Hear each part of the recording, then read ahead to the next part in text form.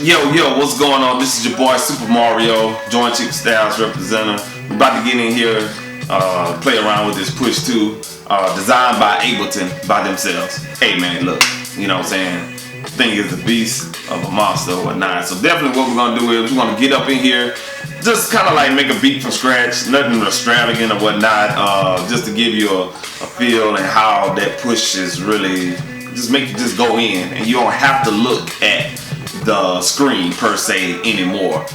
Push is really, Ableton really has designed Push to make it more confined to the instrument itself versus looking at the screen or whatnot. So we definitely gonna test drive that. You know, see Joint Cheaper Styles do what we do, man. We love making tracks. We love having fun with tracks more than anything. So let's get up in this music right now. Get ready here, work on this track. Got some drums loaded up already on the drum rack. Run through these samples and I'm gonna show you how to sample on this Push. It's really dope that you can sample on the Push. So let's just run through some samples. Try to find some samples.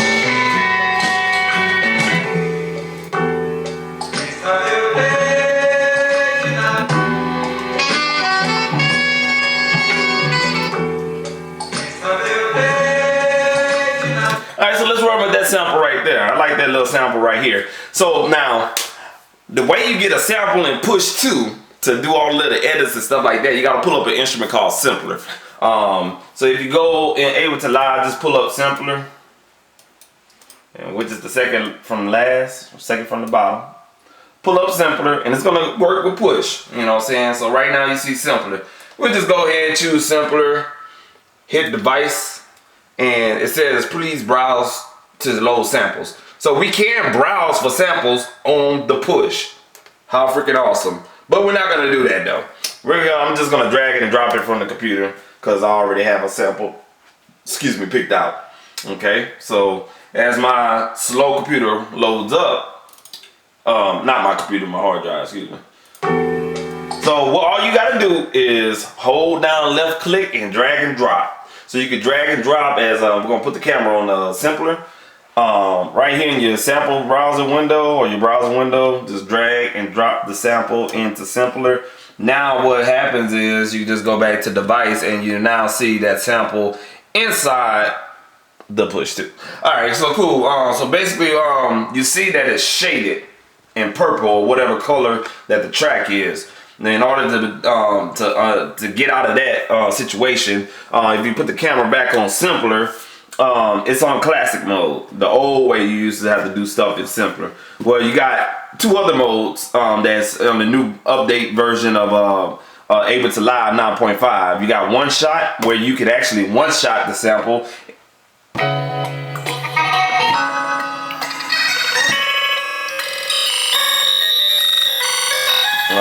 Okay, you know what I'm saying? So basically what the one shot means is you can do that old school's form of sampling where you load the sample in and each key is gonna move the sample up into different pitches or whatnot. In this case, to take full advantage of what everybody is going about with this new version of Live and Push 2, use the slice mode.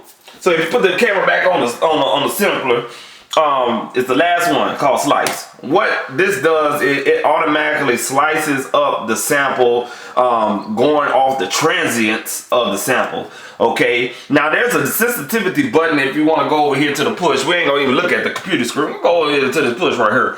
Okay, so you got the sensitivity knob.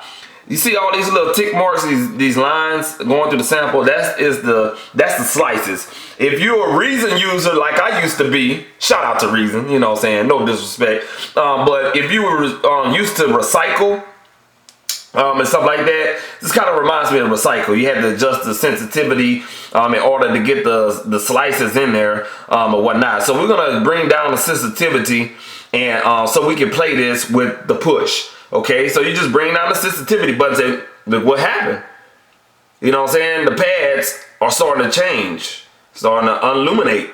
What you're doing is now when we bring down that sensitivity button, we're allowing the slices to be minimal and you can also play these slices on your pads. How cool, how freaking cool is that? All right, so let's see what we got right now.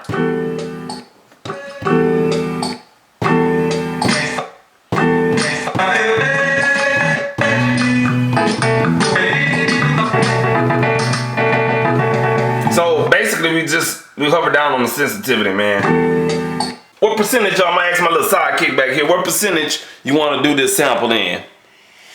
Random number in between 30 and 70. 30 and 70. 30. Hurry up. 40. 40, all right. So we're gonna adjust the sensitivity button down to 40, and we're gonna see what my man got right here. We had 40.2 on the sensitivity button.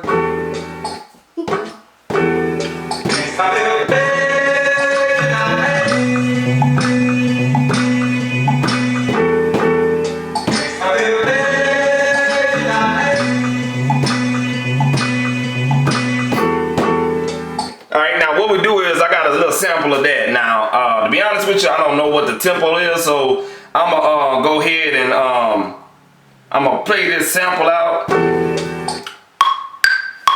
and we're gonna tap the tempo in.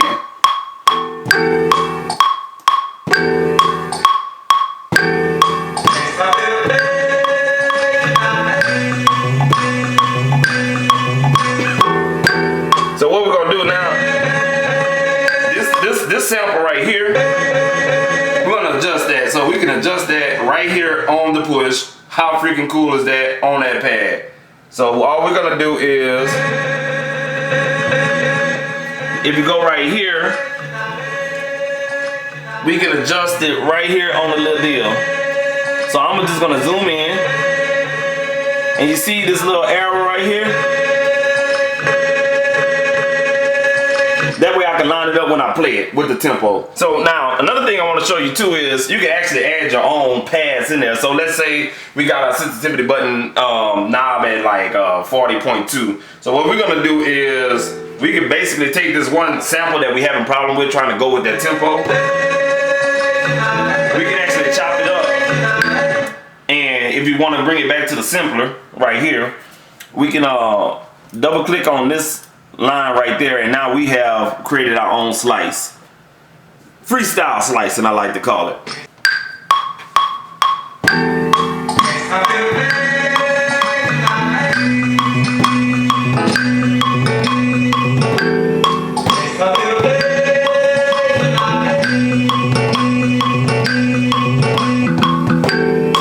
So let's record that. That's fucking, excuse my language. That's awesome. That is awesome. So let's go ahead and record to the tempo. Here we go. Here we go.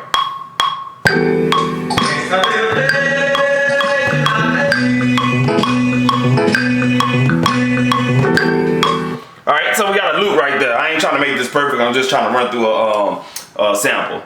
Alright, cool. So we got that.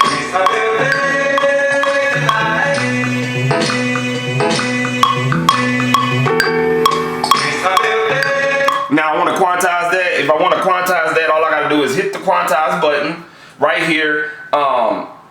It was quantized to 100%, but I'm going to bring that back and I'm going to hold the quantize button down. Hold it down, don't let go of it, and you'll notice something will change on your screen. You can make the you can make the changes on the screen right here. So you can adjust your amount of quantization for as 1/16 or whatnot in the amount. So I like what I played, but I wanted to be a little bit tighter, so I'm not gonna keep it at 100%. I'm gonna keep it at about 30%. Let go of it, hit it one time, quantize at 1/16 at 30%. Check it out.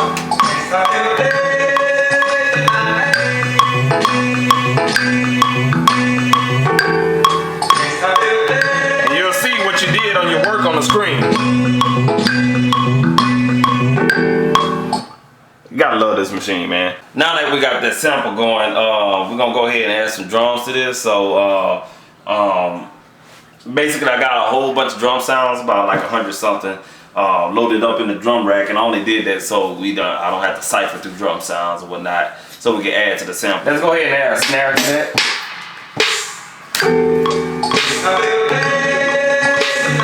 Alright, so let's go ahead and record the snare.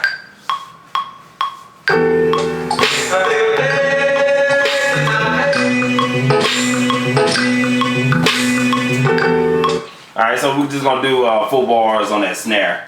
My recommendation on working with drums with push is that when you quantize on the drum rack with push, and when you quantize on push with the drum rack using one clip And let's say you're a person that does all your drums in one clip. When you quantize on the push, it's gonna quantize all your MIDI notes for various different sounds in the drum rack. So my recommendation to you is every time you record one drum sound in a clip, make sure you quantize that one drum sound MIDI notes. That's just a word of caution because it will change up your whole MIDI arrangement for your drums. So let's go ahead and quantize the snare. And we're just gonna keep that at 100% at 116.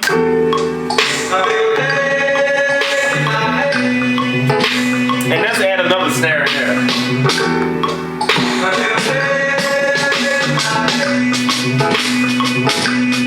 Alright, so let's go ahead and add that snare in there.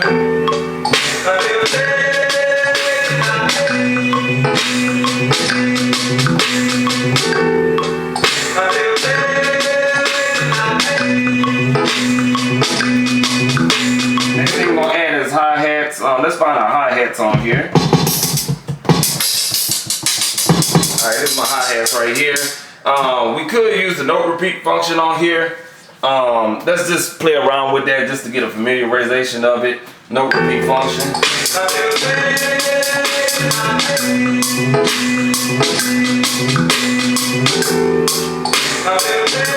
You could ride with that, but that's too boring. So we're gonna use our fingers, get a little groove for this.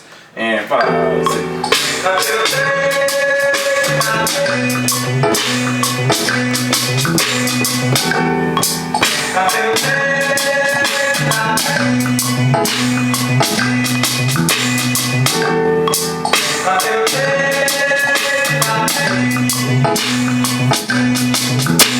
Let's go ahead and add some kick drums.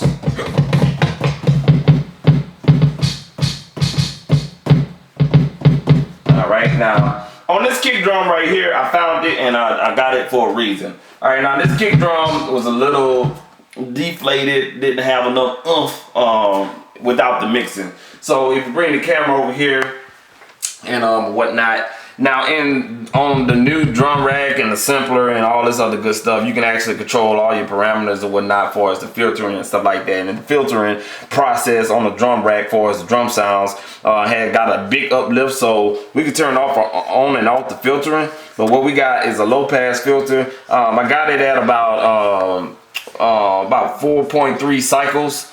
4.3 thousand cycles for its filtering. Got resonance at about 60%, and I got it on this new filter circuit in Ableton Live. That's the MS2. Pretty much it's mimicking the core MS2000 synthesizer, and I'm driving that filter at about 3.3 decibels to give it that knock. If I was to turn it off, hello, you hear the different knock, and it's more punchier. So let's go ahead and add a kick to it, and let's keep this rocking.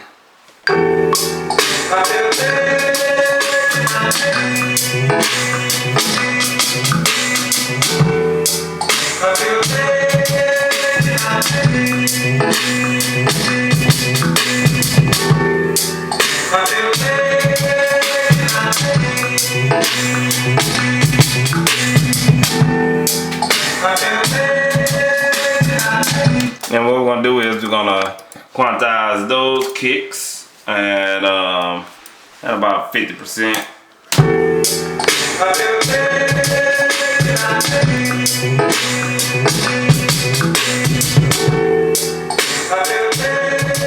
Alright, so that was it pretty much. I didn't want to go too much in depth with the beat, whatnot. I was just fumbling around, really wasn't taking this beat making thing real serious as far as on those drums and the sample and stuff like that. I just wanted to show you a rundown and how Push 2 coincides with making beats and stuff like that and whatnot. It's definitely different than Push 1. So if you're trying to make a comparison with Push 1 and Push 2 and see what you can do, what I did on Push 1, it ain't gonna work. You have to really have Push 2, that device, but definitely if you're looking to get something close as a machine, Push 2 is it right there.